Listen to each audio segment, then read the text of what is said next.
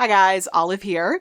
Here today to review two books on bats, or more specifically, two memoirs written by authors who worked very hard to protect bats. The first book I would like to discuss is called The Secret Lives of Bats: My Adventures with the World's Most Misunderstood Mammals by Merlin Tuttle.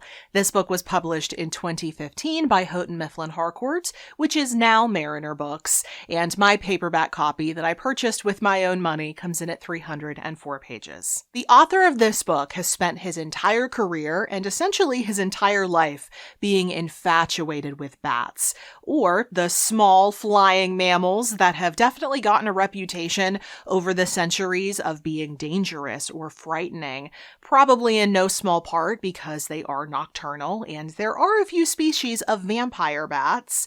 But this is an impression that the author Merlin Tuttle has been attempting to combat over the course of his long career. In this memoir, he discusses first falling in love with bats when he was just a young boy, and then going on to university to study zoology and focusing on bats, then going on to get a PhD. Unsurprisingly, his dissertation focused on bats, but he really starts this entire memoir off with the story of how he founded his NGO called Bat Conservation International, and then moved it to Austin, Texas in 1986. It was a controversial move, and it earned him a lot of criticism at the time because, let's just say, the people of Austin, Texas were not all that fond of their bat neighbors during that time period, but that all began to change after Merlin Tuttle and co. set up shop in Austin. He was very quickly able to show people, largely just by introducing them to bats, that bats weren't the scary creatures that the media was portraying them as over the previous decades. Bats are essential for an ecosystem, and on top of that, they are downright adorable. He first did this work in his local community, completely reshaping the relationship that the people of Austin, Texas had with their bat populations, but then he was truly able to make his work international after he gained some photography skills because of his connection with National Geographic and their photographers. By taking pictures of these little furry creatures with their big, beautiful eyes gliding around gracefully or even shoving their faces full of fruit, he was immediately able to give the general public an accurate impression of what bats are and what they spend their time doing. But before he could see these animals up close, to study them and to take those pictures that would help alter the public's opinion about bats, he first needed to get to the locations where these bats lived and then catch some for a temporary period of time. And that's a whole lot easier said than done. The lion's share of this book is about Merlin Tuttle's adventures over the course of his life and career, going to this place and then that place, sometimes on assignment, other times just because he wanted to, getting himself into all sorts of scrapes, everything from accidentally disrupting a bootlegging operation in a cave to getting charged at by an elephant, and all of this in the name of getting closer to bats. He had so many close calls. Of course, you had to admire his dedication, but then on the other hand, it was really hard to suppress my own instinct to mother because I was worrying myself sick over his safety. But as he's talking about each excursion, he's also giving us information about the animals, both things that he gleaned from that specific experience and also things that he knows because of his decades worth of experience. And that's mainly how the science enters the chat. I should tell you that this is much less a straight work of natural history about bats and much more a natural history memoir combo. But I actually really liked how seamlessly those two elements tied together in this case. I was looking at reviews of this book, and I saw reviews that actually are very similar to reviews I've seen of other books like this. And other books like this, I mean those natural history memoir combos. And a common complaint that people have about these works that include a memoir element is that they seem to be more focused on the author's life than they are about the subject. But I think, especially in the case of this book, Merlin Tuttle's entire life has been about bats. So even when he's talking about his life, he's also pretty much also talking about bats. And I don't know about everybody else, but I am interested in hearing about people's lives, and especially someone like this author whose calling is studying bats. I was very interested to hear his story as well. But I thought I should at least bring up the fact that this book is not straight science. It is definitely also about the author's life, just so I can set the proper expectation. Even though it did worry me at a few points there, this was so much fun to read. Merlin Tuttle is endlessly passionate about bats, and he is also very dedicated to teaching people about why bats are so important for ecosystems.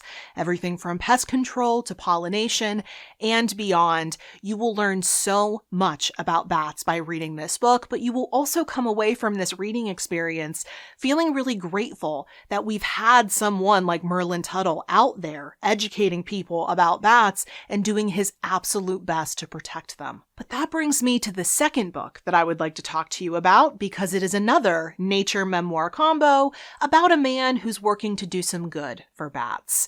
It's a book called Flying Blind, one man's adventures battling buckthorn, making peace with authority, and creating a home for endangered bats by Don Mitchell. This book was published in 2013 by Chelsea Green Publishing, and the hardcover copy that I checked out from my local library comes in at 224 pages. I decided to speak about this book second in this video, not just because that's the order in which I read them, but also because this book, it's a lot more loosely connected to bats.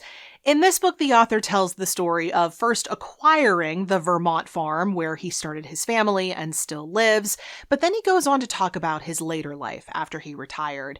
He was looking to cut some costs around the homestead for his retired life, and he found out about these governmental programs that he could join in an effort to reduce his tax burden. The catch was that a chunk of the considerable land on his farm needed to be earmarked for some kind of a governmental purpose.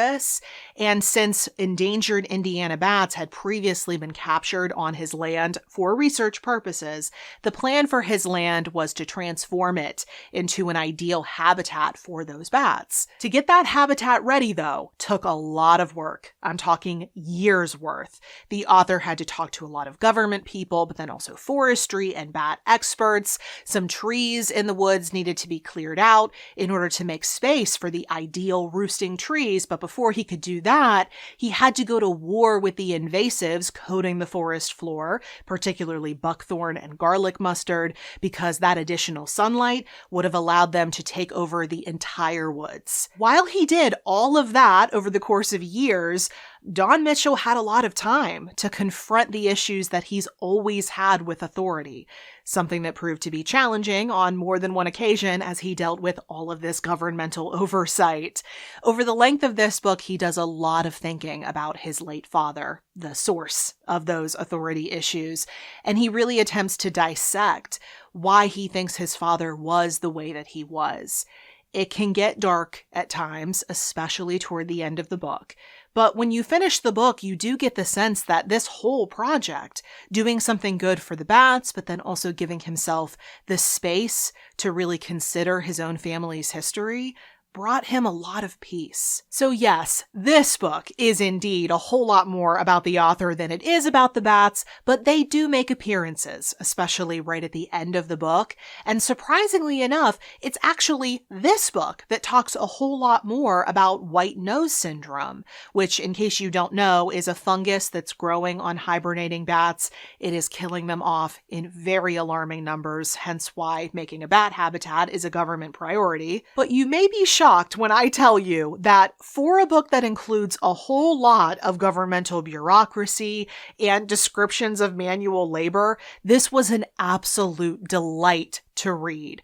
There is something about Don Mitchell's voice, his presence in this book, that had me sinking into it like a well-worn easy chair. This could have been twice as long and I would have happily kept reading. Now, when it comes to how these two books compare, obviously I have to say that The Secret Lives of Bats is the primary book in this pairing because it is more bat heavy and this is a video about two books on bats. So Flying Blind has to come in second place.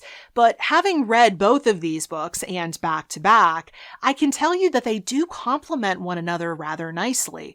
They're both memoirs, they're both about doing good for bats, and they're both highly personal just in their own respective ways. And as a bonus, I could see these two authors really getting along. But in any event, I did really enjoy both of these books, almost in equal measure. I was able to appreciate both of them for exactly what they were and what they brought to the table, and I would recommend both, but I do think you would be better off starting with The Secret Lives of Bats, the primary book in this pair, like I said, because I think it'll serve you really well to have some prior knowledge about bats before going into Flying Blind. So those were my thoughts on these two books on bats. If you want to read or have read either or both of these books, I would love to hear from you in the comment section below. I'll put links to where you can find both of them in the description box below, just in case you want to get your hands on a copy. And also in that description box, there's going to be something called the further reading section, where I will list out some other book titles that you may want to consider if this topic interests you. Thank you so much for watching. I hope you're having a wonderful day. I'll see you in the next video.